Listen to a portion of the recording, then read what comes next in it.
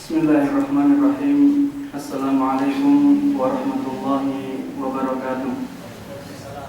Innal hamdalillah nahmaduhu wa nasta'inuhu wa nastaghfiruh wa na'udzu billahi min shururi anfusina wa min sayyiati a'malina.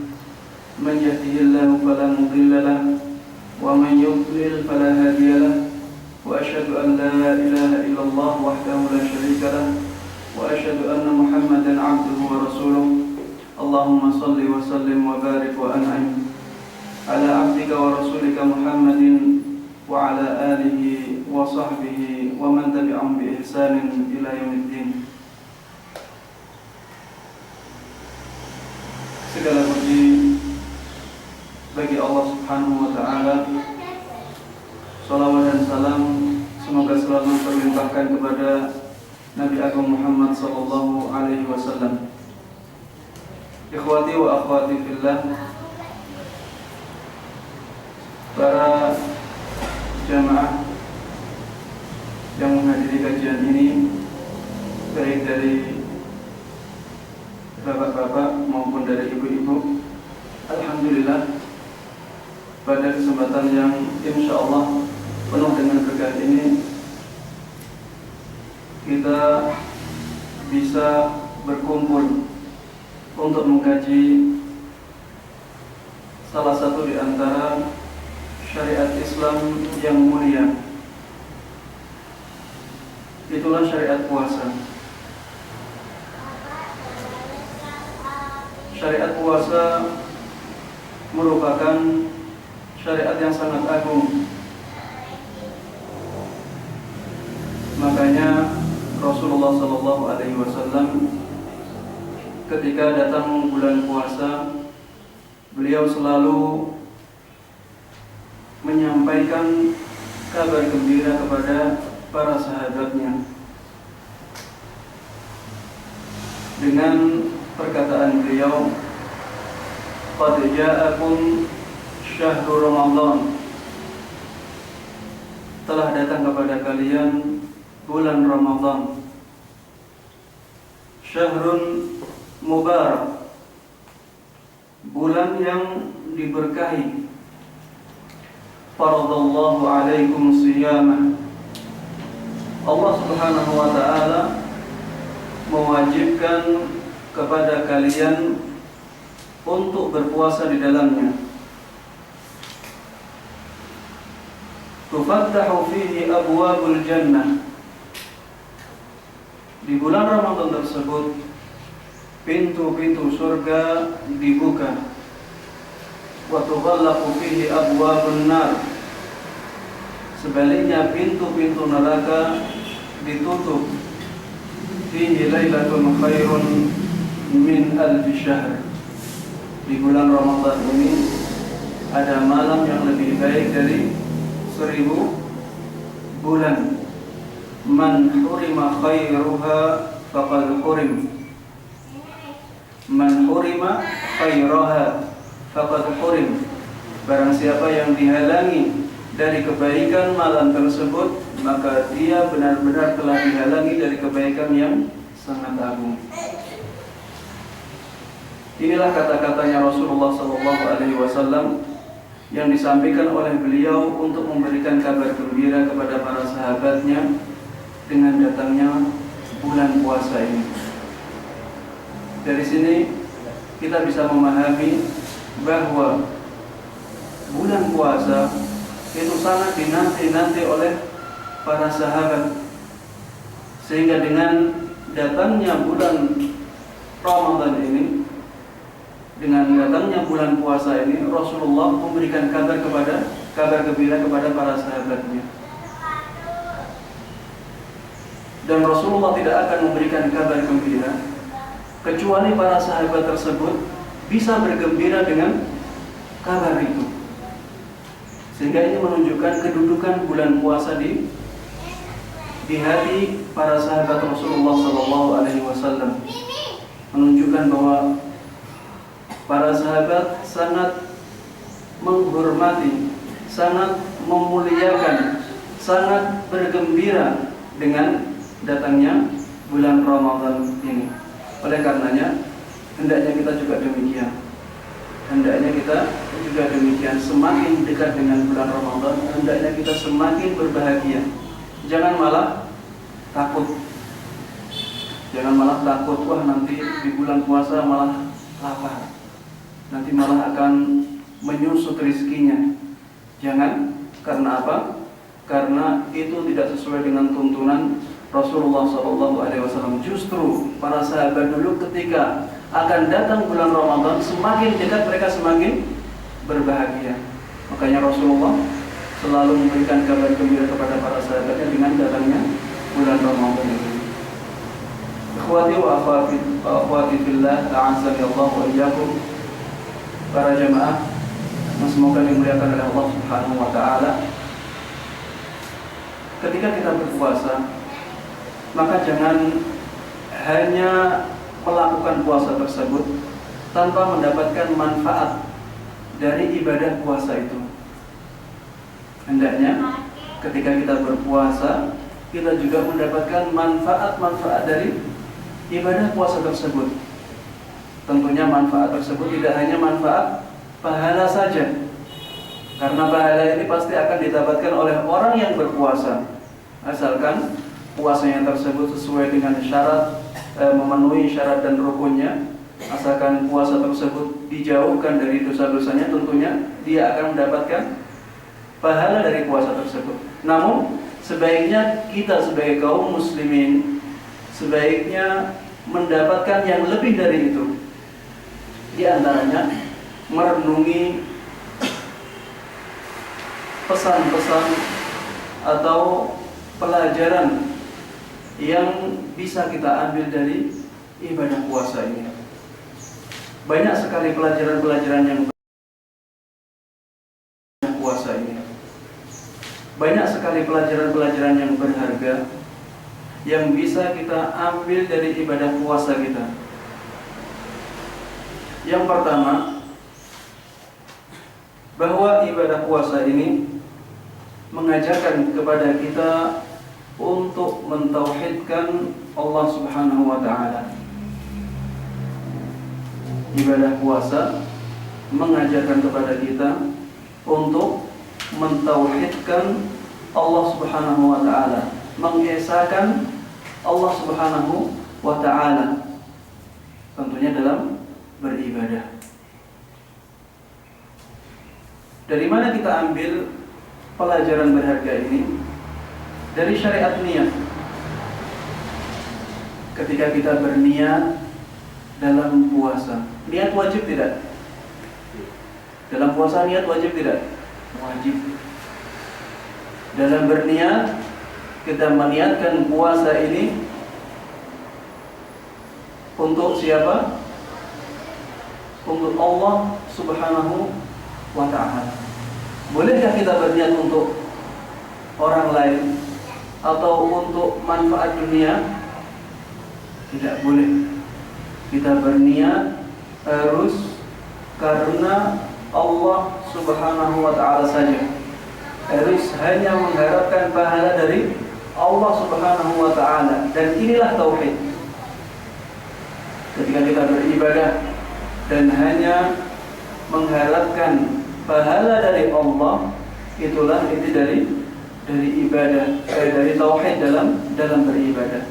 Misalnya kita sholat, kita mengharapkan pahala dari Allah saja. Inilah tauhid. Begitu pula dalam puasa. Ketika kita berpuasa, misalnya agar dipuji orang lain, di sini kita mendua. Kita berpuasa karena Allah, juga agar dipuji orang lain, maka puasa kita menjadi tidak sah. Rasulullah SAW bersabda, "Ana awna syuraka'i 'ani syirk, man 'amila amalan asyraka fihi ma'iya ghairi taraktuhu wa syirka." Ini hadis qudsi, firman Allah, tapi bukan termasuk dalam Al-Quran. Saya adalah zat yang paling tidak butuh terhadap terhadap kesyirikan. Barang siapa yang melakukan amalan ibadah dan dia melakukan kesyirikan di dalamnya, maka saya akan tinggalkan dia dan kesyirikannya tersebut. Allah tidak akan memberikan pahala kepada dia sama sekali. Allah akan membiarkan dia. Itu ketika kita melakukan ibadah puasa ini karena yang lain, karena Allah juga karena yang lain. Kita melakukan ibadah puasa ini harus bertauhid kepada Allah Subhanahu wa ta'ala. Man shoma ramadhana imanan wa ihtisaban ghufira lahu ma taqaddama min dhanbi.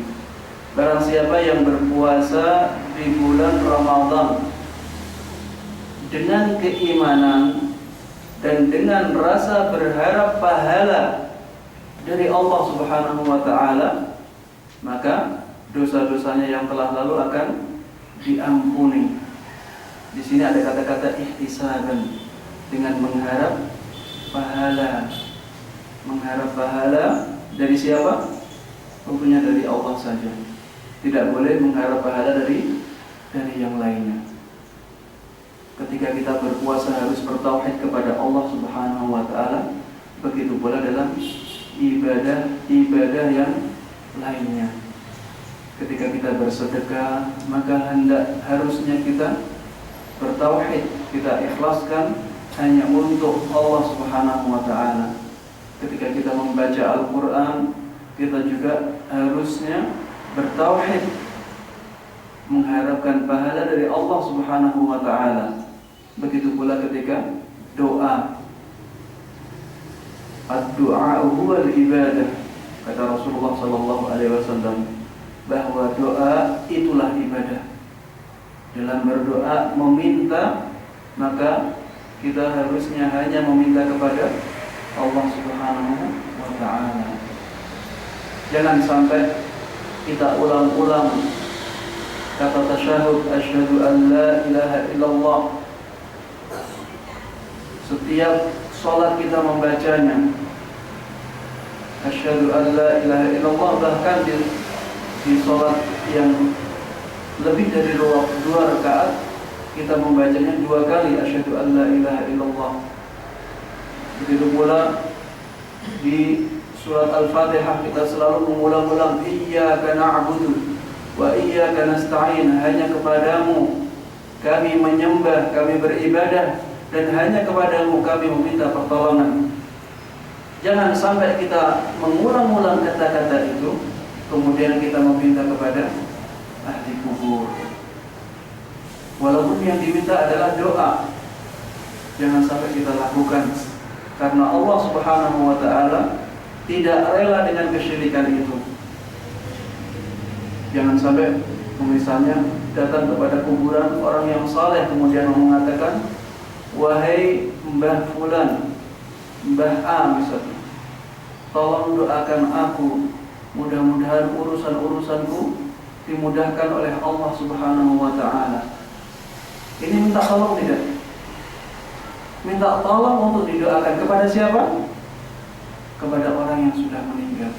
Ini tidak dibolehkan. Ini tidak dibolehkan dan ini merupakan kesyirikan. Dan ini tidak masuk dalam tawassul. Tidak masuk di dalam tawassul. Atau kalau dikatakan tawassul, ini adalah tawassul yang berbau syirik. Kalau dimasukkan ke dalam tawassul, ini adalah tawassul yang berbau kesyirikan. Karena orang-orang yang mati dikatakan tidak mendengar oleh Allah Subhanahu wa ta'ala di dalam Al-Quran.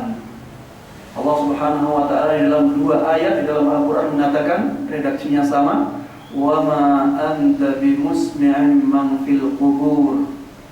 Wahai Muhammad, kamu tidak akan bisa menjadikan orang-orang yang ada di kuburan mendengar. Apa kata-katanya? Wahai Muhammad, ini Nabi Muhammad sallallahu alaihi wasallam yang menjadi tujuan kata-kata ini adalah Rasulullah, makhluk Allah yang paling mulia, sebagaimana dikatakan oleh Imam Syafi'i rahimahullah. Makhluk Allah yang paling mulia, itu pun tidak bisa menjadikan orang-orang yang di dalam kuburan tersebut mendengar. Wa ma anta bimusmi'in man fil kubur. Wahai Muhammad, kamu tidak akan bisa menjadikan orang-orang yang ada di dalam kuburan tersebut mendengarmu.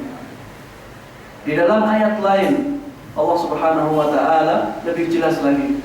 Walladzina tad'una min dunihi ma yamlikuna min qitmir. Orang-orang yang engkau seru selain Allah Subhanahu wa taala, mereka tidak memiliki walaupun hanya qitmir. Qitmir adalah selaput yang melindungi biji korma. Selaput yang melindungi biji korma ya. Kalau korma, kita makan korma, ada isinya, ada selaputnya. Allah Subhanahu wa taala mengatakan, orang-orang yang kalian seru selain Allah, selaputnya korma saja tidak mereka miliki. Ini selain Allah. Selain Allah siapa? Semua makhluknya.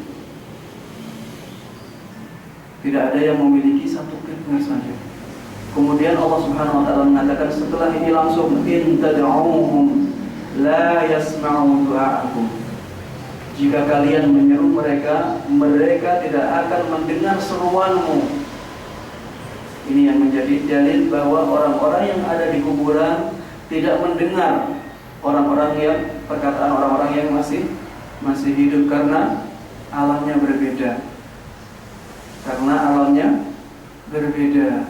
Di sini ada malaikat nggak? Ruangan ini mendengar suaranya? Apakah Bapak Ibu mendengar ada suara malaikat datang ke sini? Tidak, karena apa? Alamnya berbeda. Begitu pula orang-orang yang sudah meninggal, mereka alamnya lain. In tad'uhum la yasma'u du'aakum. Apabila kalian menyeru mereka, mereka tidak akan mendengar seruanmu. Walau sami'u mastajabu lakum. Kalau saja mereka mendengar kalian, mereka tidak akan mampu untuk mengijabahi seruan kalian, untuk memperkenankan permintaan kalian, tidak akan mampu. Allah Subhanahu wa taala di sini sedang mengatakan kalau saja. Sebenarnya tidak, tapi kalau saja mereka mendengar seruan kalian, mereka tidak akan mampu menyanggupi seruan itu. Wa yaumal qiyamati yakfuruna bisyirkikum. Pada hari kiamat nanti, orang-orang yang kalian seru itu akan mengingkari tindakan kesyirikan kalian. Di sini Allah Subhanahu wa taala menyebut bahwa tindakan meminta kepada ahli kubur, orang-orang yang sudah meninggal, adalah bentuk kesyirikan. Pada hari kiamat nanti, orang-orang tersebut akan mengingkari tindakan kesyirikan kalian. Maka meminta kepada ahli kubur, walaupun yang diminta adalah doa, itu merupakan kesyirikan. Jangan sampai kita terjatuh ke dalamnya. Meminta syafaat kepada Rasulullah boleh nggak? Tidak diperbolehkan. Walaupun kita tahu bahwa nantinya Rasulullah akan memberikan syafaat. Cara mintanya gimana? Meminta kepada Allah Subhanahu wa taala agar kita dimasukkan ke dalam umatnya yang mendapatkan syafaatnya. Ya Allah, jadikanlah aku orang yang disyafaati atau mendapatkan syafaatnya Rasulullah Sallallahu Alaihi Wasallam. Ini cara kita meminta syafaat kepada Allah Subhanahu Wa Taala untuk diri kita sendiri. Dengan seperti ini kita tidak melakukan kesyirikan, dan kita juga insya Allah akan mendapatkan syafaatnya Rasulullah Sallallahu Alaihi Wasallam. Bukan kita tidak menghormati Rasulullah ya, tapi kita sangat mencintai Rasulullah, kita sangat mengharapkan syafaat beliau.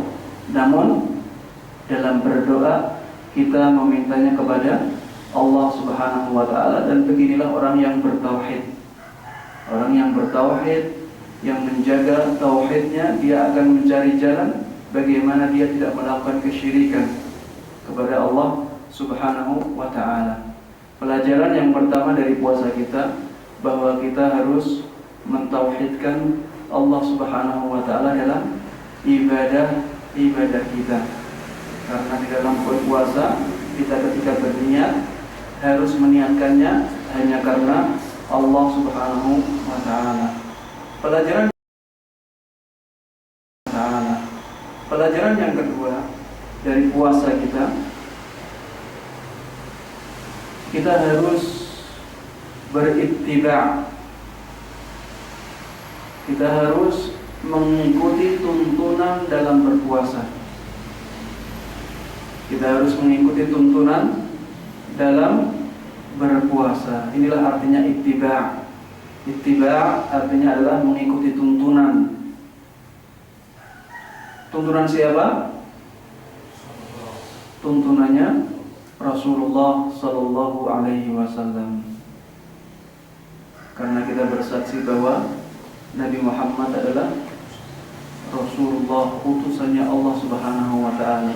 Ketika kita bersaksi bahwa Nabi Muhammad adalah utusannya Rasulullah, maka kita mengikuti tuntunan beliau dalam beribadah. Dari mana kita tahu? Dari mana kita ambil pelajaran ini dari syariat puasa? Dalam banyak hadis.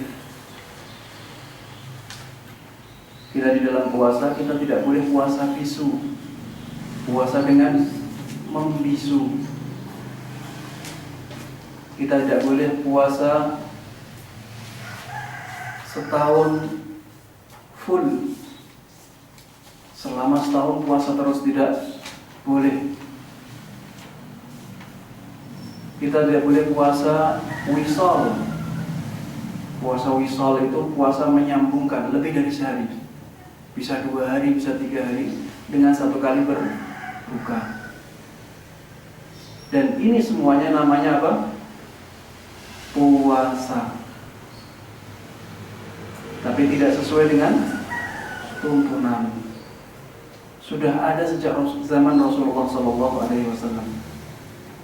Ada sebuah hadis yang menceritakan pengingkaran Rasulullah SAW kepada orang yang berpuasa dengan cara membisu. Diriwayatkan dari Ibnu Abbas radhiyallahu anhuma, anna Rasulullah sallallahu alaihi wasallam marra bi rajulin bi Makkah wa huwa qa'imun fi syams. Rasulullah sallallahu alaihi wasallam pernah suatu ketika berjalan di kota Makkah melewati orang yang sedang berdiri di bawah matahari.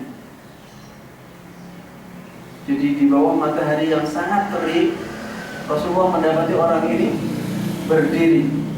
Kemudian Rasulullah bertanya, "Ma hadza?" Ada apa dengan orang ini? Qalu nadara an yasuma wa la yastadilla ila al-lail wa la yatakallam wa la yazalu qa'ima. Sahabat-sahabat yang mendengar perkataannya Rasulullah mengatakan, dia sedang nadar untuk puasa dan tidak mau berteduh. Nadarnya tersebut tidak dengan berteduh. Puasanya sambil berdiri, tidak berteduh, tidak berbicara. Inilah nadarnya orang ini. Kemudian Rasulullah Shallallahu Alaihi Wasallam memerintahkan kepada orang tersebut, liyatakallam, wal yastaqil, wal yajlis, wal yutimma shawma. Perintahkanlah orang ini agar dia berbicara, agar dia berteduh, agar dia duduk, dan hendaklah dia menyempurnakan puasanya. Puasa membisu sudah ada di zaman Rasulullah Sallallahu Alaihi Wasallam, tapi karena tidak sesuai dengan tuntunan beliau larang. Beliau larang membisunya, beliau larang berdirinya, tapi boleh untuk duduk, dan beliau larang juga untuk panas-panasan di terik matahari. Beliau suruh untuk berteduh, kemudian berpuasa. Ini menunjukkan bahwa puasa harus sesuai dengan tuntunan. Tidak cukup hanya dengan apa? Hanya dengan logika. hanya dengan anggapan itu baik, hanya dengan mengatakan bahwa ini kan lebih berat, tentunya lebih baik. Tidak cukup dengan itu. Tapi puasa membutuhkan tuntunannya Rasulullah Sallallahu Alaihi Wasallam. Bagaimana yang ditunjukkan oleh Rasulullah, itulah yang kita lakukan.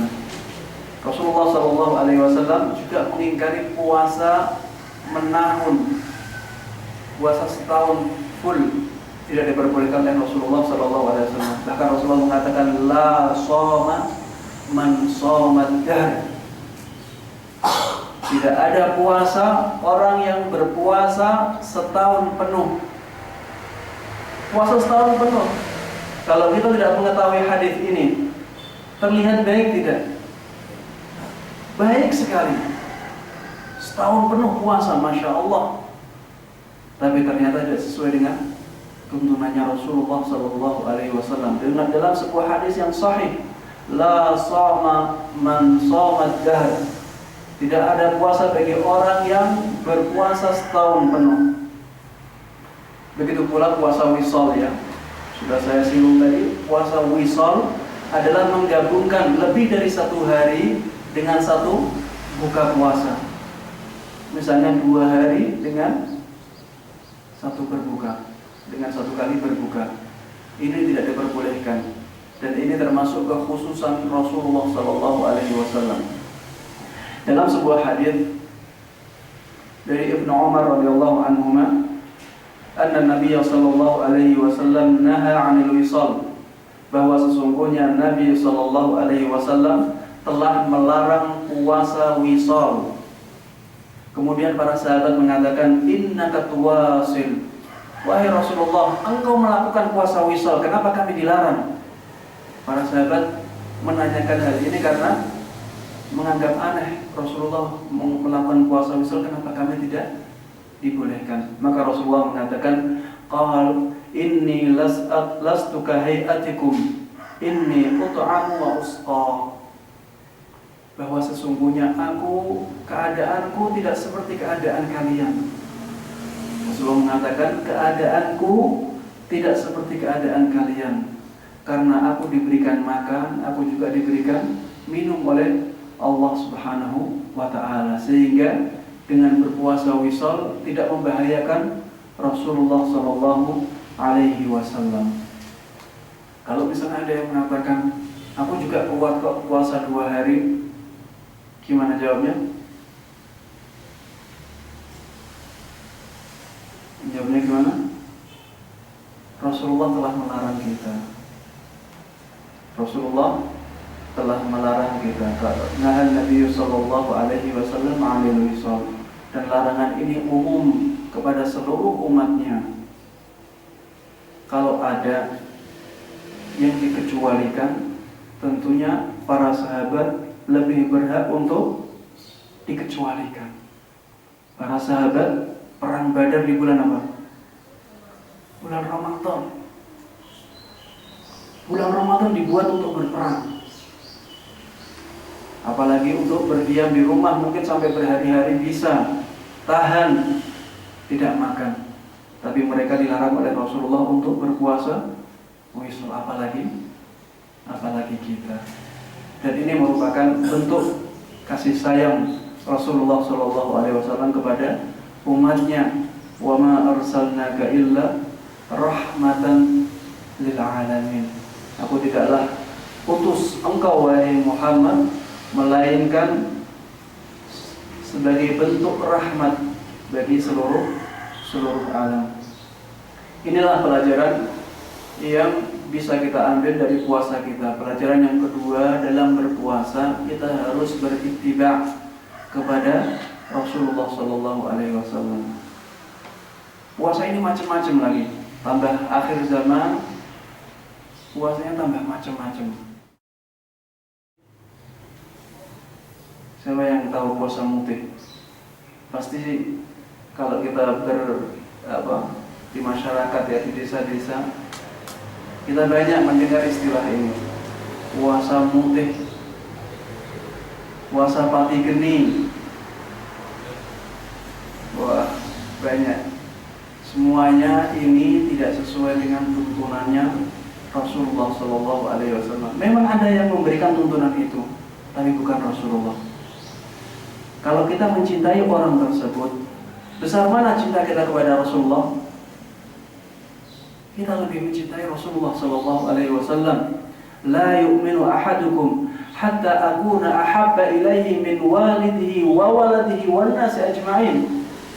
Tidak sempurna iman seseorang sehingga aku, Rasulullah SAW, lebih dia cintai melebihi orang tuanya, melebihi anaknya, dan melebihi manusia semuanya.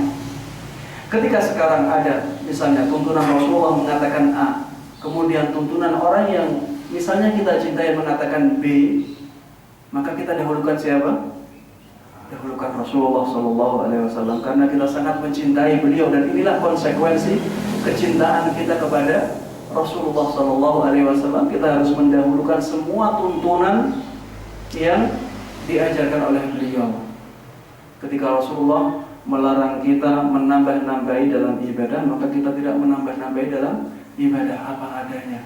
Kita beribadah apa adanya sebagaimana dahulu dilakukan oleh Rasulullah Sallallahu Alaihi Wasallam. Rasulullah mengatakan, man amila amalan laisa alaihi amruna fahuwa rad. Barang siapa yang melakukan amalan ibadah dan amalan ibadah tersebut tidak sesuai dengan tuntunan kami, maka amalan ibadah tersebut akan ditolak oleh Allah Subhanahu wa taala. Siapa yang rugi? Kita sendiri. Kalau kita melakukan puasa tidak sesuai dengan tuntunan beliau, yang akan rugi kita sendiri. Maka jangan sampai kita merugikan diri kita. Caranya dengan apa? Berpuasa sesuai dengan tuntunannya Rasulullah SAW. Di antara yang banyak menyebar di zaman akhir ini adalah takut sahur mepet subuh. Takut sahur mepet subuh.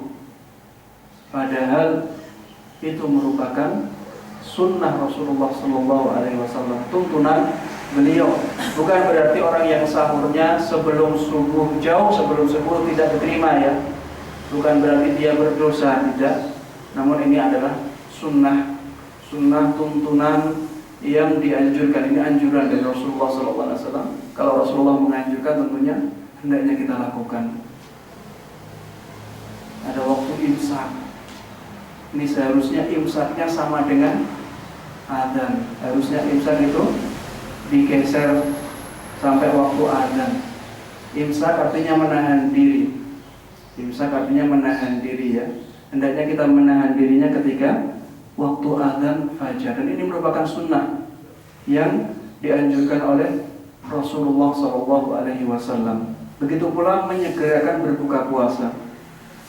Ada orang yang was-was, dengar adzan dia tidak mau makan dulu, di jarak misalnya 1/4 jam. Tujuannya agar apa? Agar puasanya benar-benar sempurna, benar-benar selamat. Ini tidak sesuai dengan tuntunan. Sunnahnya atau anjuran Rasulullah adalah menyegerakan berbuka. Mendengar adzan langsung berbuka. Inilah yang disunnahkan, dituntunkan oleh Rasulullah SAW. Misalnya lagi berpuasa sebelum Ramadan sehari atau 2 hari. Takutnya bulan Ramadannya bergeser. Orang-orang berpuasa misalnya tanggal 1, dia berpuasa mulai tanggal 30 Sya'ban misalnya. Ini tidak diperbolehkan oleh Rasulullah SAW dan tidak sesuai dengan tuntunan. Walaupun niatnya baik. Niatnya apa? Agar Ramadannya benar-benar lengkap. Jadi dia menambahi sebelum Ramadan sehari atau 2 hari. Agar Ramadannya benar-benar lengkap, maka dia berpuasa sebelum Ramadan 1 hari atau 2 hari. Rasulullah SAW telah melarang hal ini. Beliau bersabda, la taqaddamu ramadhana bisawmin atau bisawmi yaumin atau yaumain. Jangan mendahului puasa Ramadan dengan puasa sehari atau puasa 2 hari. Tuntunannya seperti ini, sehingga kita puasanya mulai tanggal 1 Ramadan, bukan mulai tanggal 30 Sya'ban. Illa rajulan kana yasumu shawman falyasumhu, kecuali orang yang biasanya dia puasa, maka tidak mengapa dia melakukan puasa tersebut. Misalnya dia biasanya puasa Senin Kemis,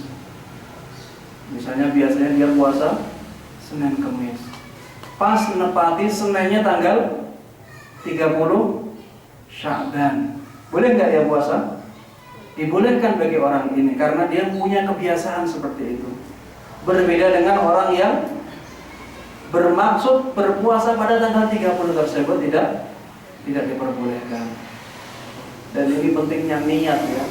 Ini menunjukkan kepada kita pentingnya niat. Orang ini dua-duanya puasa, tapi yang satu tidak sesuai dengan tuntunan, yang satu sesuai dengan tuntunannya Rasulullah SAW, hanya beda niat saja.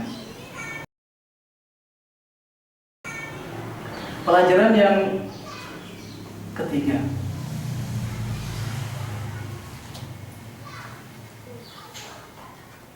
kita harus menundukkan akal ketika nas sudah berbicara. Kita harus menundukkan akal kita ketika nas sudah berbicara. Dari mana kita ambil dari syariat puasa kita ini? Dari sebuah hadis, la khalufu famis sha'im atyabu 'indallahi min rihil misk.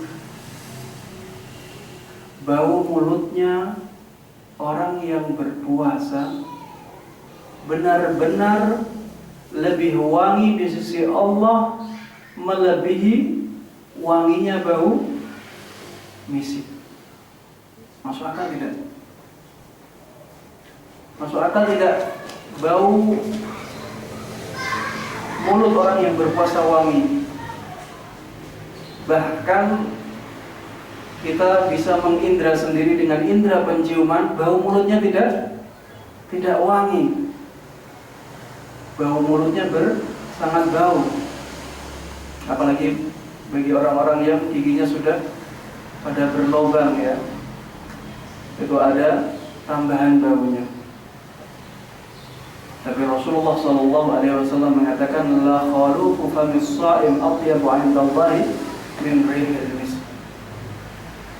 Bau mulutnya orang yang berpuasa benar-benar lebih wangi di sisi Allah, melebihi wanginya parfum misik. Di zaman orang Arab dahulu tidak ada parfum yang lebih wangi dari parfum misik ini.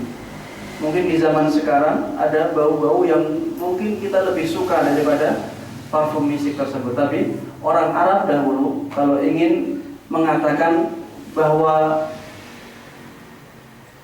parfum itu wangi sekali, dikatakanlah itu parfum misik, karena tidak ada yang lebih wangi dari parfum misik ketika itu. Bau mulutnya orang yang berpuasa lebih wangi di sisi Allah Subhanahu wa ta'ala, melebihi parfum misik. Jika nas sudah berbicara, kita tidak boleh menentangnya dengan logika kita. Begitu pula dalam puasa-puasa yang saya sebutkan tadi, ada puasa setahun. Kalau di sini terkenal dengan istilah puasa dalail. Ada yang pernah mendengar ya? Puasa dalail, puasa menaun. Ada yang setahun, ada yang 3 tahun. Dan saya sendiri pernah melakukannya. Karena saya belum tahu hadis ini.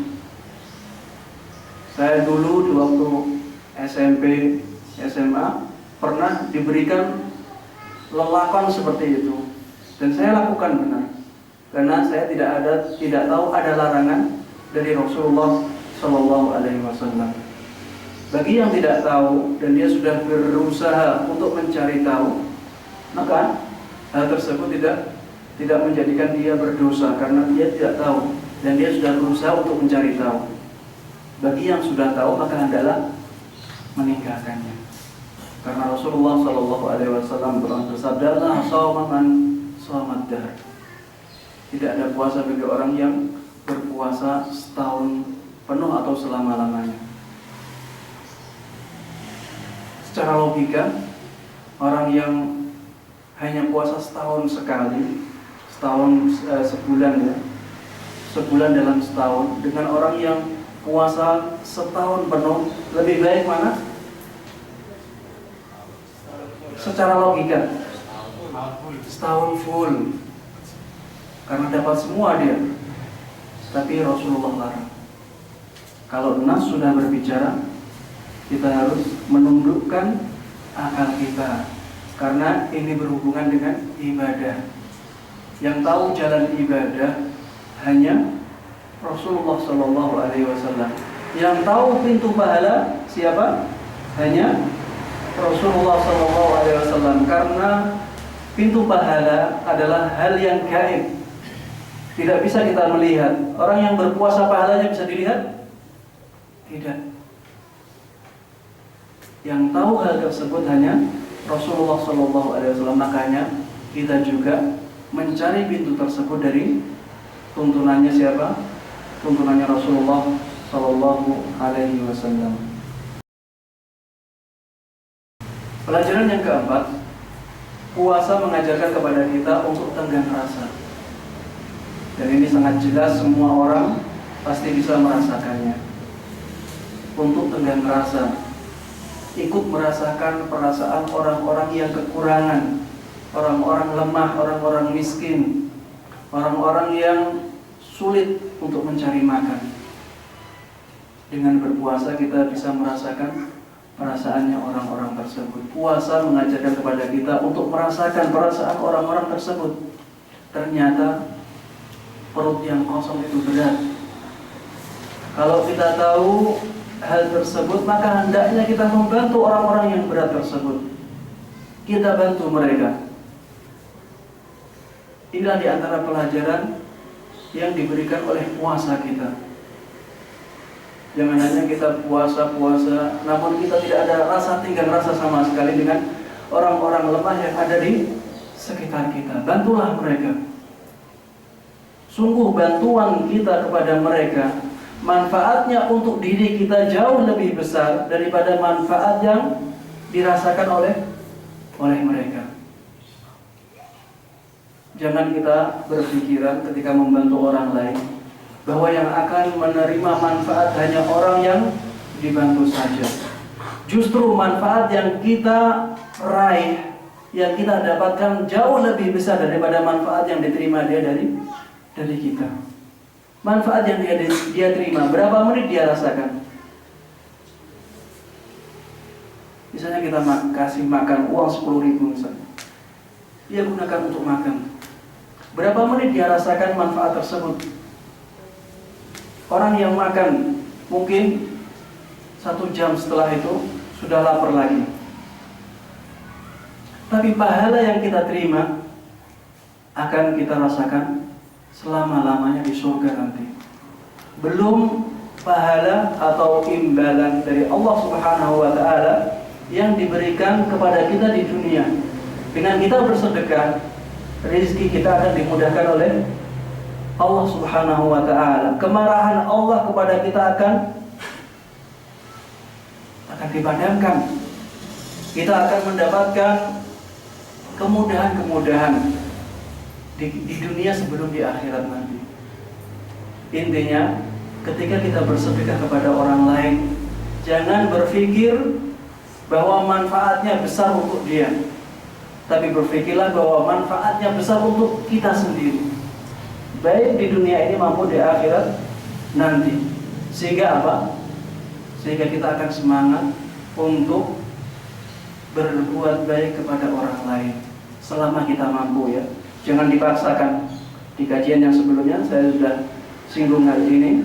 Jangan dipaksakan dalam bersedekah atau berinfak. Berinfaklah semampu kita ya, sesuai dengan kemampuan kita. Dengan begitu kita akan terus menerus berinfak, dan semakin lama amalan kita akan semakin besar. Pelajaran yang kelima dari puasa kita mengajarkan untuk disiplin. Puasa mengajarkan kita untuk disiplin,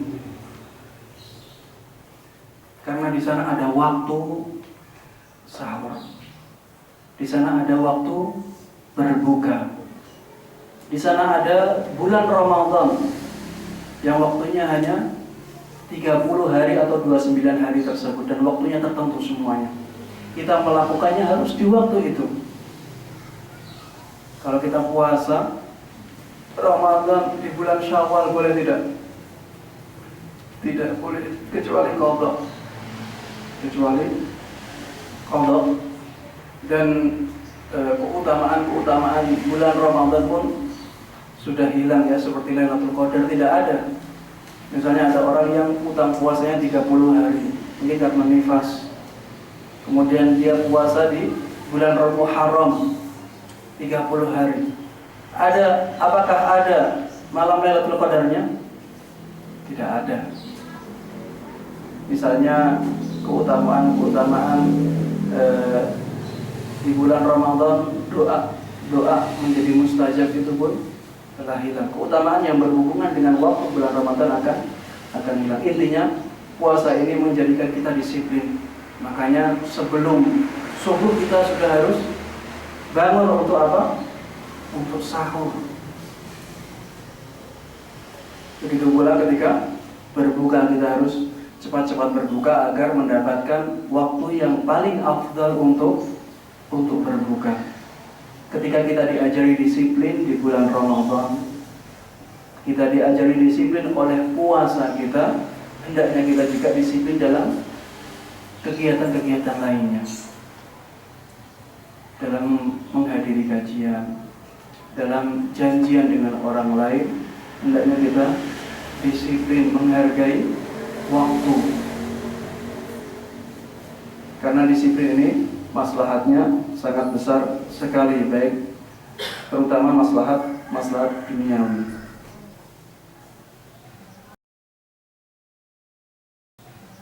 Pelajaran yang keenam dari puasa kita,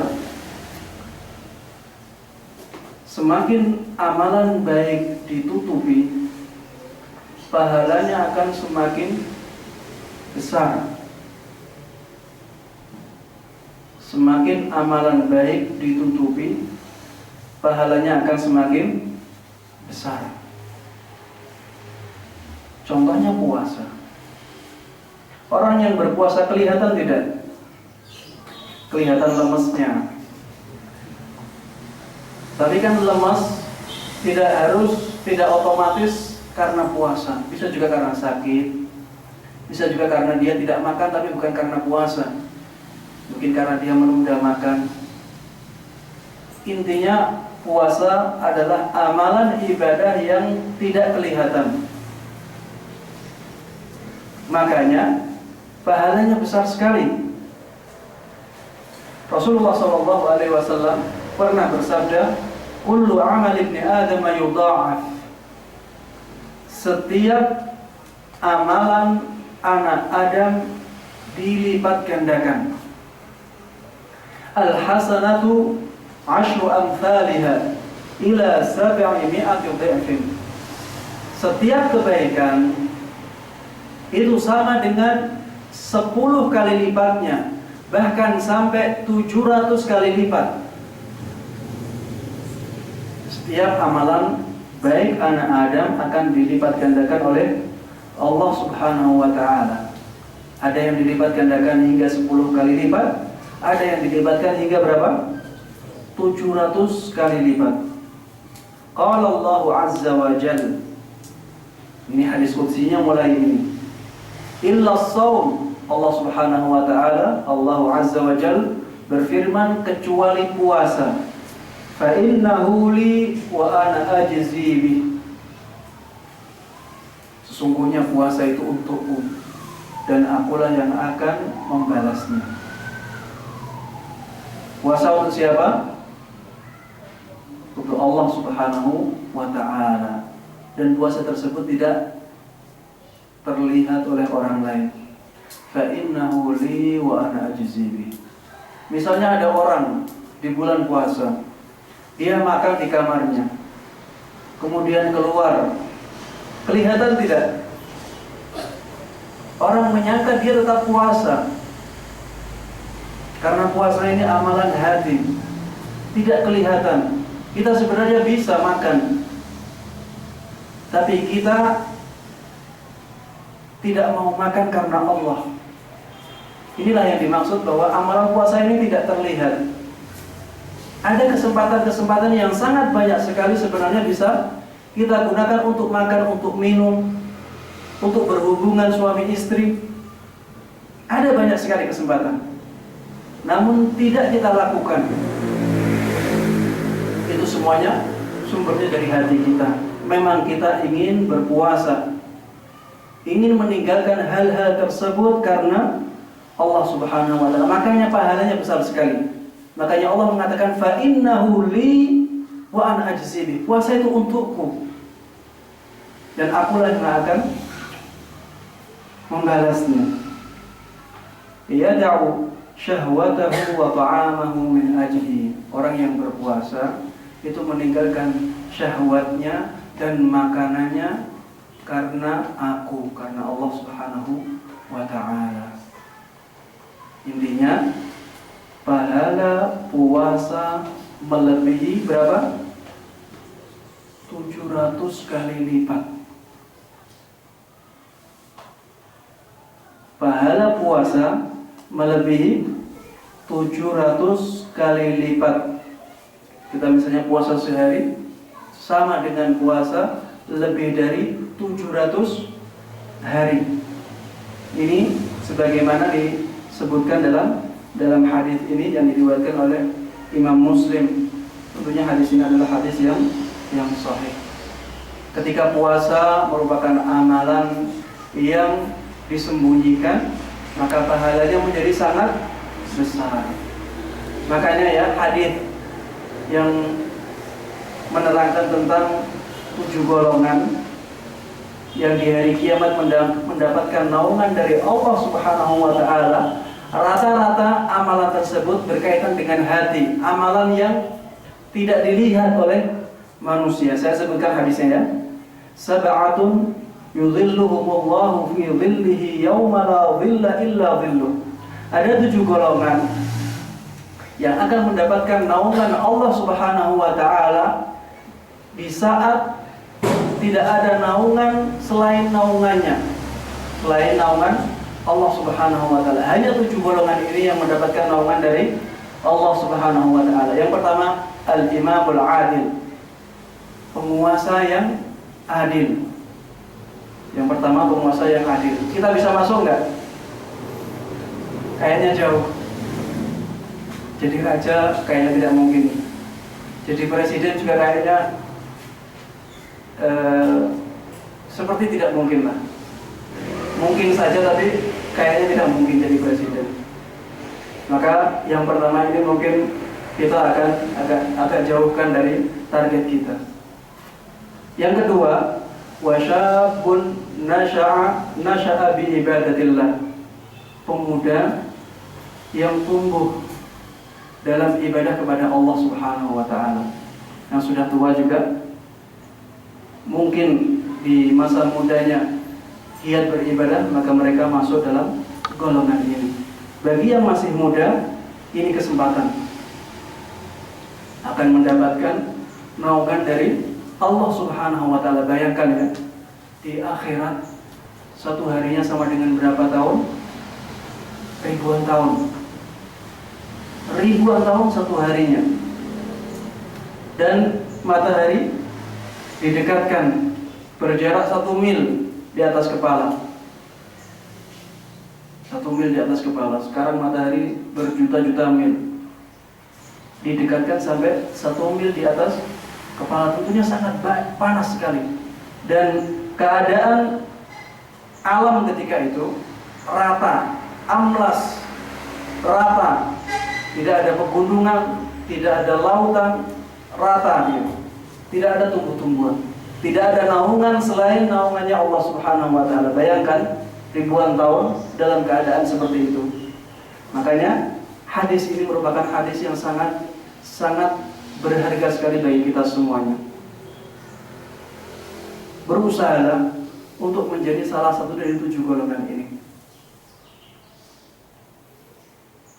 Yang kedua ini sangat dimungkinkan untuk kita dapatkan. Syabun nasha'a bi ibadatillah, seorang pemuda yang tumbuh dengan ibadah kepada Allah Subhanahu wa taala.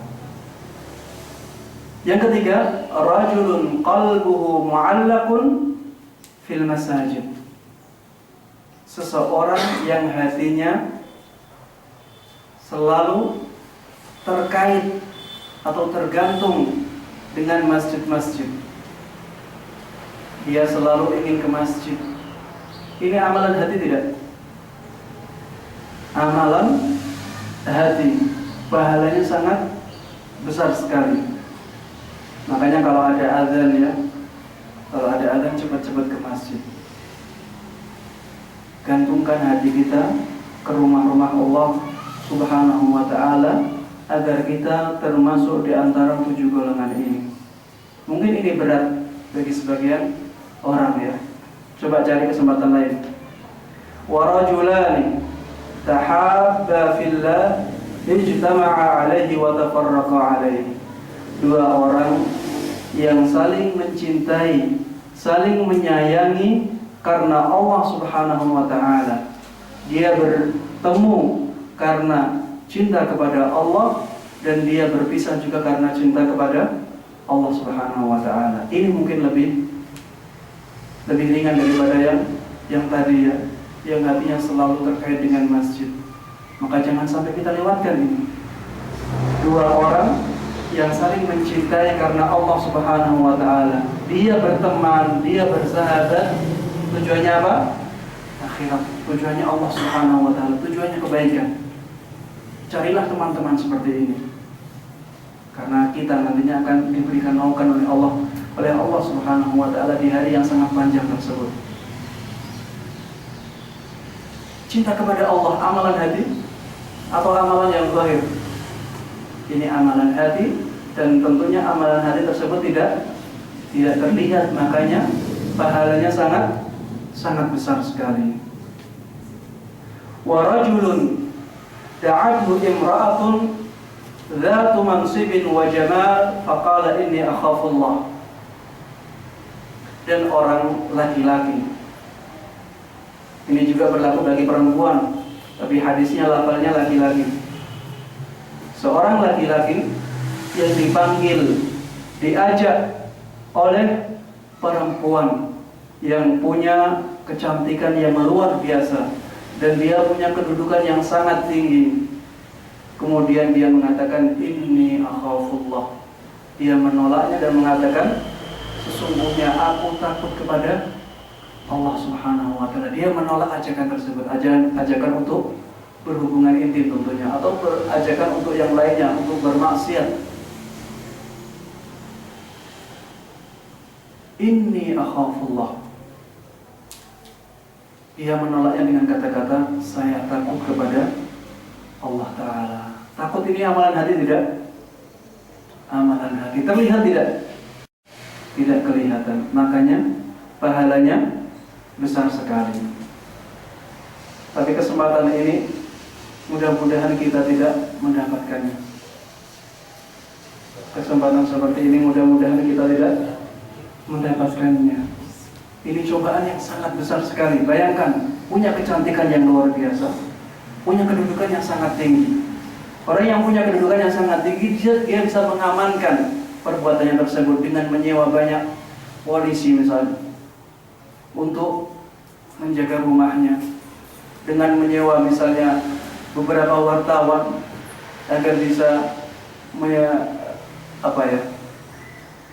bisa memberitakan hal-hal yang tidak dia lakukan.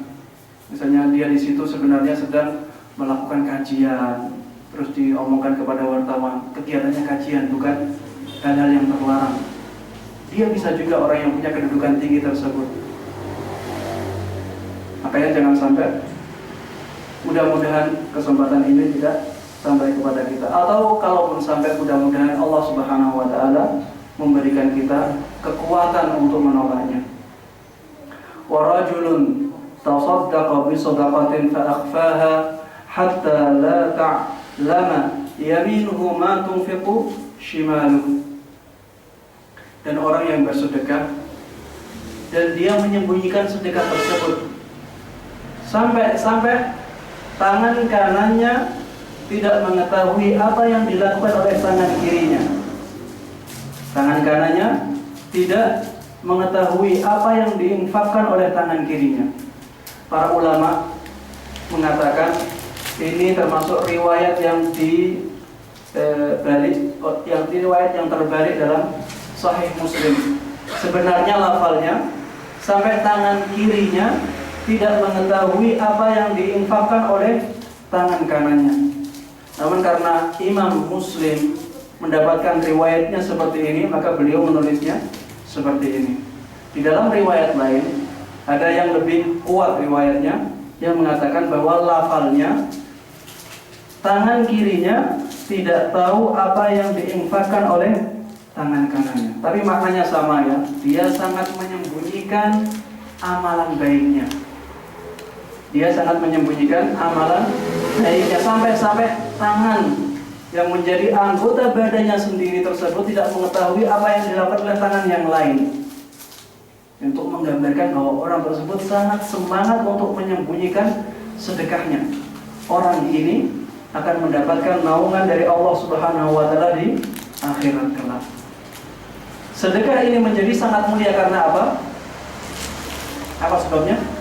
Karena disembunyikan. Karena disembunyikan. Kalau tidak disembunyikan tentunya keutamaannya tidak seperti ini.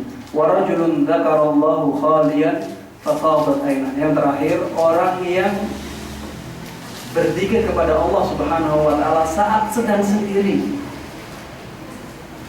sampai matanya meneteskan air mata. Ini juga amalan yang disembunyikan sehingga pahalanya sangat besar di sisi Allah Subhanahu wa Ta'ala. Dan inilah pentingnya keikhlasan.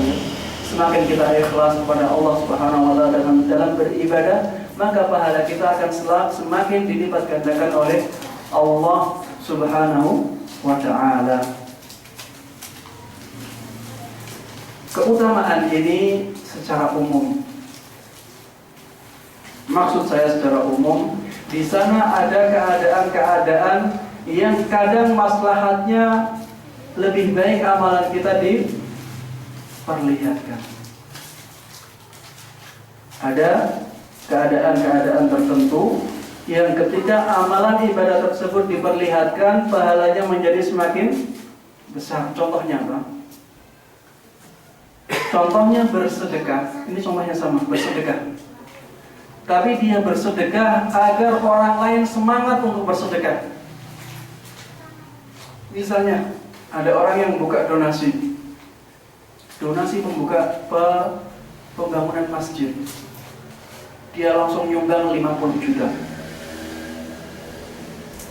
Langsung dia tulis, ada penyumbang 50 juta. Orang lain akan semangat bantu karena tinggal neruskan dan tinggal sedikit biasanya. Maka orang yang seperti ini lebih baik ditampakkan amalan tersebut. Agar apa? Agar yang lain semangat. Misalnya orang yang punya kedudukan, ketika dia bersedekah, masyarakat akan semangat bersedekah. Nah, ini maslahat ini lebih besar. Maka ditampakkan. Misalnya, kepala desa si fulan bersedekah untuk ini. Ayo kita sama-sama.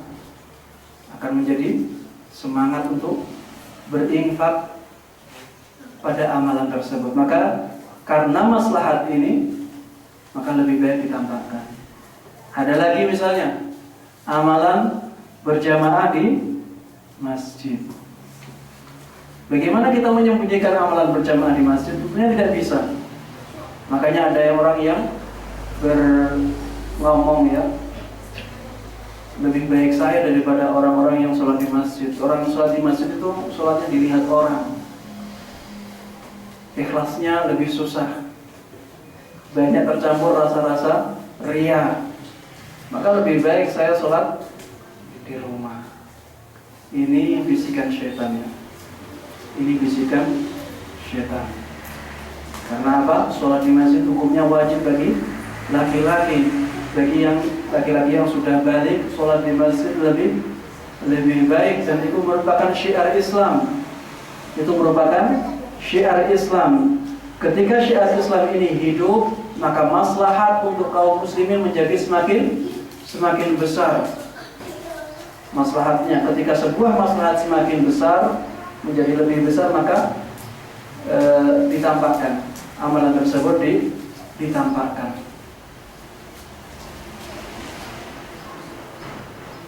Kaidah yang pertama, ibadah sebaiknya disembunyikan. Ini kaidah yang umum. Ketika ibadah tersebut ditampakkan, maslahatnya lebih besar, maka lebih afdalnya ditampakkan. Di dalam puasa, Rasulullah SAW pernah bersabda, "Idza asbaha ahadukum yawman sha'iman fala yarfuth wa la yajhal, fa in imru'un syatamahu aw qatalah falyaqul inni sha'im, inni sha'im." Inilah pelajaran dari puasa kita ya, dari kaidah ini. Apabila salah seorang dari kalian memasuki harinya dalam keadaan puasa, maka janganlah dia melakukan rafath. Rafath adalah tindakan-tindakan keji, jima dan muqaddimahnya. Ini namanya rafath ya, berhubungan suami istri dan muqaddimahnya, bercumbu rayu, bermesraan. Ini masuk dalam rafath semuanya. Ketika kita berpuasa, maka janganlah kita melakukan rafath, dilarang oleh Rasulullah SAW. Wala yajhal, dan janganlah dia melakukan kejahilan, perbuatan buruk. Jangan dia melakukan kemaksiatan.